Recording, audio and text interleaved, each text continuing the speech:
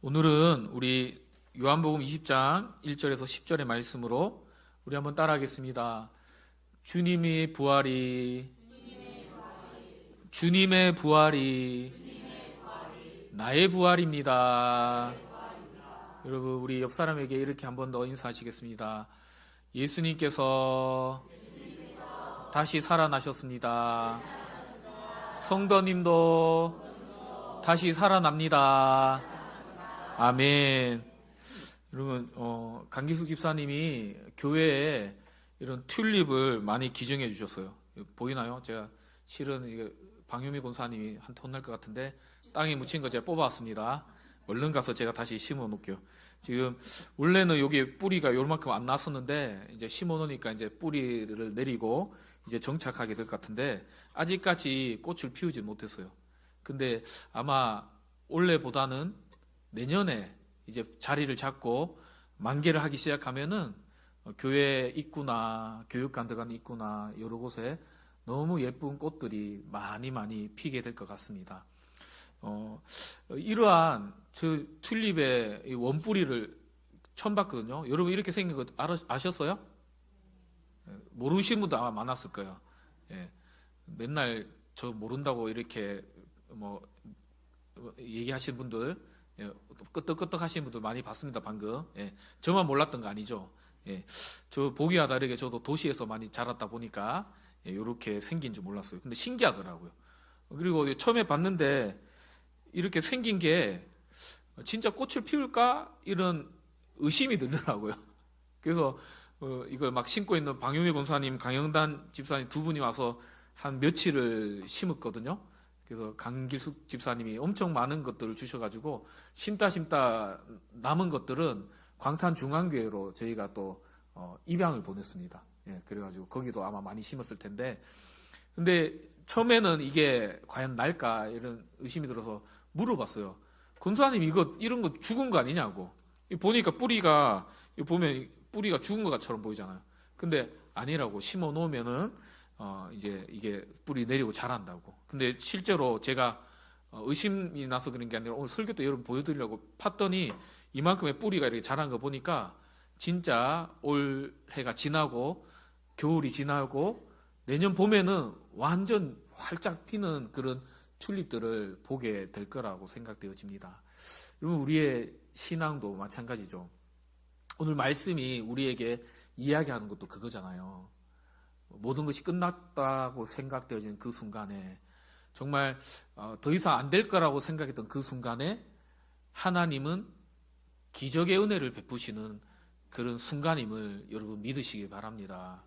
여러분들께서 기도 많이 해주셔가지고 저희 장모님도 이제 원래는 그냥 의사가 이제 준비해야 된다고 해가지고 급하게, 사실 고난주간이고 그래서 내려갔다 오면 안 되는데 저도 컨디션도 조절해야 되고 하니까 그럼에도 불구하고 이제 마지막이라고 생각하고 갔다 왔는데요.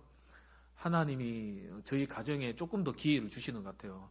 복음을 더 전하고 또 어머니와의 더 좋은 추억을 또 만들라고 하나님께서 조금 기회를 주시는 것 같습니다. 그래서 토요일날 어제 저희 아내 혼자 또 다녀왔는데요.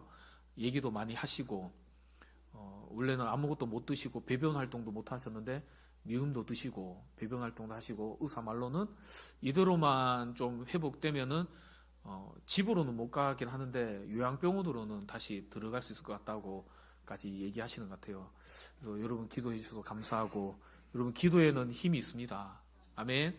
예, 여러분들 기도 덕분이고 하나님께서 또 어떻게 부활의 이 주일에 저희 가정에 어떤 부활의 기쁨들을, 물론 장모님이 죽었다 살아난 건 아니지만 저희에게 주시는 것 같다는 생각이 들어서 참 감사한 그런 시간인 것 같습니다.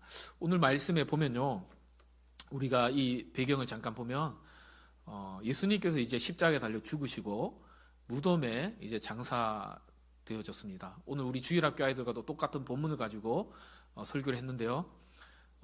이 이스라엘의 무덤은 우리의 무덤 장례 문화와 좀 다르죠. 이스라엘은 이렇게 굴을 파고 그 안에 시신을 안치하고 그다음 큰 돌로, 또 때로는 어떤 무덤마다 또 이제 경제적인 환경에 따라 작은 무덤은 작은 돌로 이렇게 가리긴 하지만 웬만해서 사람 혼자서는 치울 수 없는 그 돌로 그 무덤을 막아 놓습니다. 근데 우리 교회 뒤에도 우리 박장로님 육촌 되시는 분께서 묻혀 있잖아요. 거기는 수목장으로 되어 있거든요. 보통 우리는 매장 문화잖아요. 근데 이제 이스라엘은 그런 무덤 이렇게 돌 안에 마치 우리가 낙골당에 이렇게 화장한 것들 안치하듯이 그렇게 안치해 놓는 그런 문화인 거죠. 근데 예수님께서 몇 시에 돌아가셨죠? 몇 시에 1번 새벽 3시, 2번 새벽 6시, 3번 오후 3시. 예, 다들 우리 성도님 너무 이해가 쉬웠던 거 아니죠? 예, 우리 동원계 성도님 수준이 언제나 말하지만 너무 높습니다. 예, 오후 3시에 돌아가셨어요. 그러면 이제 장례를 이렇게 하면, 여러분 화장터에도 가장 마지막 타임이 5시인가 그렇거든요. 장례를 해보면. 그럼 5시에 이렇게 하는 분들은 보통 다음날 매장지로 가요. 왜 그럴까요? 이동하는 시간이나 그 다음에 이동하면은 보통 6시 뭐 7시 뭐 이렇게 되면은 거기도 문 닫아야 되잖아요. 그래서 이제 여기도 그런 건 아니지만 예수님도 3시에 돌아가시다 보니까 여러 가지 예수님을 이제 십자가에서 달아내리고 예수님을 이렇게 안치하고 뭐 이렇게 급하게 이렇게 하긴 했는데 예수님을 따라다니는 여인 중에 막달라 마리아가 원래 시신이 이렇게 죽으면은 그 몸에 향품을 바르는 어떤 장례 문화가 이스라엘에 있었던 거죠. 근데 그걸 못한 거예요. 그래서 이른 새벽에 이제 예수님 몸에 향품을 바르기 위해서 마리아가 예수님 무덤으로 이제 찾아가게 되었던 겁니다. 우리가 익히 잘 알듯이. 근데 그 무덤이 어떤 일이 일어났죠? 아주 깜짝 놀랄 일이 일어나는 거죠. 돌이 옮겨져 있는 겁니다. 여러분 여기 마치 오늘 설교랑 너무 딱 맞게 우리 전민경 집사님이 만들어 주셨는데 뭘로 만들어졌는지 궁금하신 분들이 이따 가실 때 보시고 실제 돌은 아닙니다만 여기에 이제 돌이 이렇게 약간 열려 있지만 완전 활짝 저기 그림에서처럼 활짝 열려져 있는 상황이 생긴 거죠. 근데 이 돌이요, 이만한 돌도 만약에 실제 이만한 돌이 있다고 생각해 보세요. 이 문을 가지고 있는 이 돌을 옮긴다고 생각해 보세요. 여러분 사람이 혼자서 쉽게 옮길 수 있을까요? 일전에 이제 조장로님이 그 우리 교육관 올라가는 길에 이제 뭐 세멘을 한다고 목사님이 시멘트를 좀 주문해 달라고 그래서 이제 주문했는데 차로 배달해 주더라고요.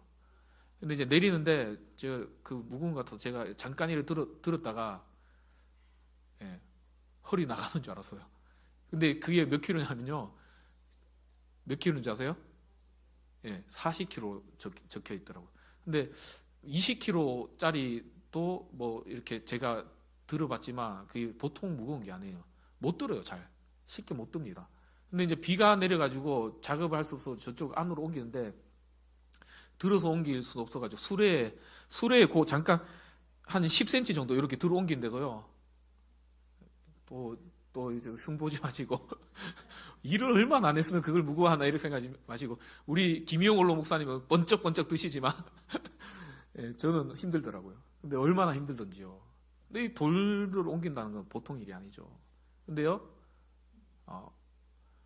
그게 옮겨져 있었던 거죠.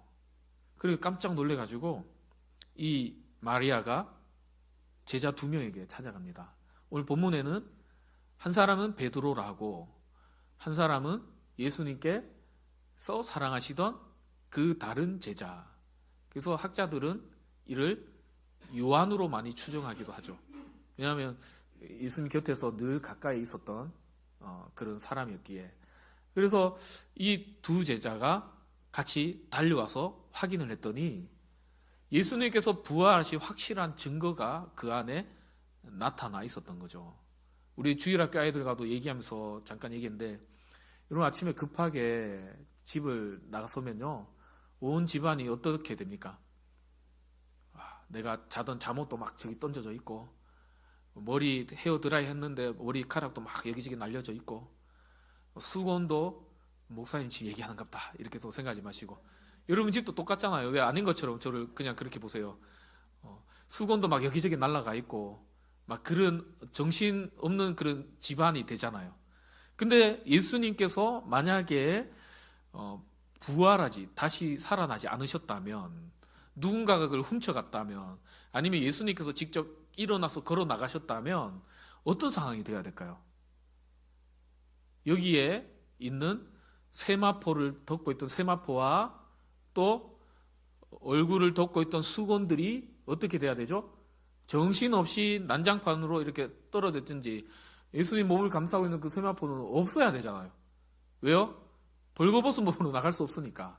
왜 없어야지 정상적인 거죠. 그런데 오늘 말씀해 보니까 그대로 마치 몸만 쑥 빠져나간 것처럼 그대로 이렇게 세마포는 되어져 있고, 얼굴을 덮었던 수건은 어떻게 해요?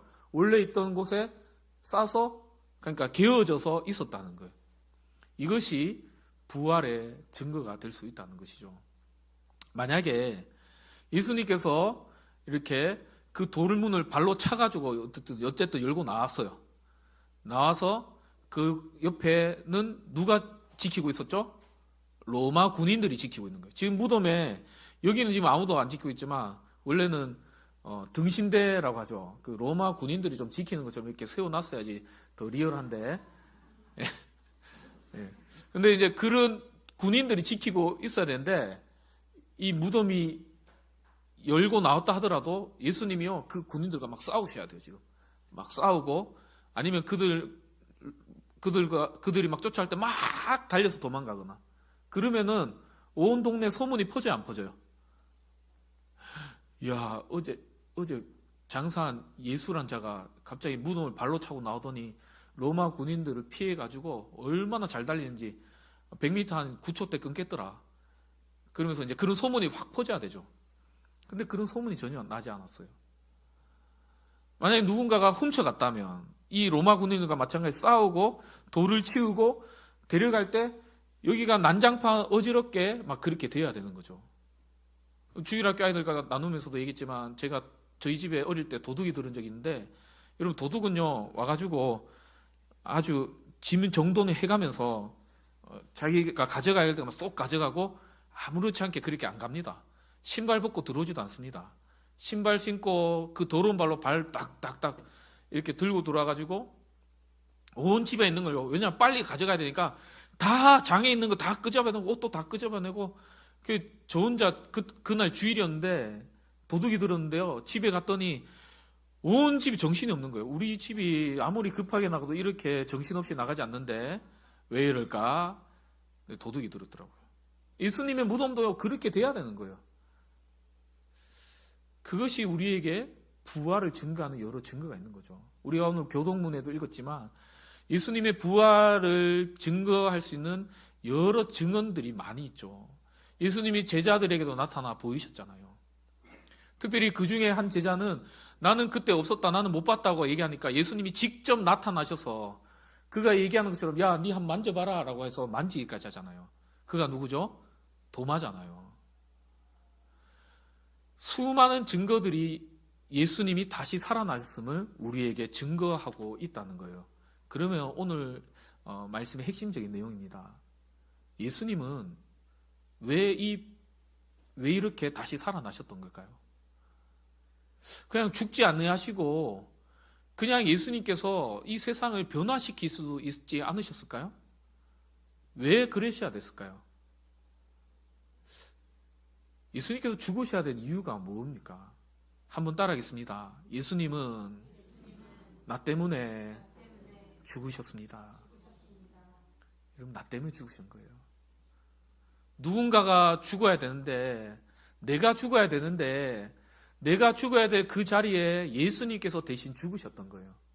그러나 예수님은 죄가 없으시기에, 그분은 완전한 인간으로 왔지만 완전한 하나님이셨기에 그분은 3일 만에 다시 살아나셨던 거예요. 그분이 부활하신 이유는 한번 따라하겠습니다. 너도 나처럼 다시 살아날 거야. 그것을 말씀해 주시기 위해 몸소 다시 살아나셔 보여주셨다는 것을 여러분 믿으시기 바랍니다. 그러므로 이 부활이 우리에게 주는 세 가지의 소망이 있어요. 첫 번째는, 한 번만 더 따라할까요? 죽음은 끝이 아닙니다. 여러분, 저희 장모님은 이제 요양병원에 나올 수도 있겠죠. 그러나 분명한 것은 언젠가는 죽으신다는 거예요. 여러분도 마찬가지죠.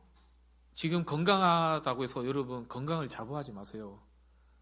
우리 주님이 오늘이라도 부르시면요, 여기 있는 우리 모두는 안 돼요 주님 말 못합니다. 가야 됩니다. 우리 모두에게는 마지막이라는 게 있어요. 그러나 이 육체의 마지막은 우리에게 영원한 끝이 아님을 여러분 꼭 기억하시기 바랍니다. 우리에겐 다시금 주님이 나사로를 살리셨듯이, 또 당신께서 직접 살아나셨듯이 우리에게도 너도 다시 살아난다는 것을 말씀해 주셨음을 여러분 믿으시기 바랍니다. 두 번째는요, 이 부활은 우리에게 실패해도 다시 시작할 수 있다는 것을 우리에게 알려주시는 거예요. 여러분은 최근에 어떤 실패를 경험하신 적이 있으세요? 저는 얘기했잖아요. 설교 때 많이 얘기했잖아요. 저는 신학대학원 갈 때 우리 신은수 목사님은 공부를 잘하셔가지고 한 번에 들어가셨겠지만 저는 2번 떨어지고 들어갔습니다. 여러분 얼마나 낙심되던지요. 또 사역지를 이동하는 것도요, 한 번에 갈 때가 있었는데 나이가 드니까 부교육자로 안 받아주더라고요. 요즘 같은 시기면은 다 받아줬을 텐데 요즘은 부교육자를 구하기 힘들거든요. 신은수 목사님이 우리 교회에 이렇게 와서 사역하는 게 얼마나 고마운 일인지 몰라요. 여러분 고맙게 생각하셔야 돼요. 근데 그때요, 어떤 생각이 드냐면, 이제 사역을 그만해야 되구나, 그런 생각할 때, 그때 아내가 여보 지금까지 우리가 가고 싶은 데 갔는데 우리로 오라는데 한번 가자, 그렇게 했을 때 그때 김영 원로 목사님 만났잖아요. 얼마나 감사하던지요. 여러분 최근에 저희 장모님이 위독하다 할 때 이제 보내드려야 되겠다는 생각했을 때, 그런 마음이 들 때 참 마음의 어떤 상실감과 낙심과 이제 모든 것이 끝났구나라는 생각이 들면서 얼마나 마음이 슬프던지요. 여러분은 어떤 실패와 어떤 이제는 할 수 없구나라는 그런 마지막을 경험하신 적이 있으십니까? 그러나 분명히 기억하시기 바라요. 주님의 부활을 통해서 우리에게 말씀하시기를 실패해도 넘어져도 다시 시작할 힘을 우리 주님은 주신다는 거예요. 한번 옆 사람에게 이렇게 얘기해 보겠습니다. 넘어져도 다시 일어나서 달려갑시다. 그게 부활 소망을 가진 사람들의 모습입니다. 마지막 세 번째는, 우리는 이 빈 무덤을 바라보면서요 기뻐해야 된다는 거예요. 다시 얘기하면 우리 삶에 무엇인가 비워졌을 때, 무엇인가 실패되어졌을 때, 때로는 우리 삶에 낙심과 절망하는 순간이 찾아왔을 그때 오히려 그때 기뻐하셔야 된다는 거예요. 왜냐하면 하나님의 부활의 기적의 역사가 일어날 순간임을 여러분 믿으시기 바랍니다.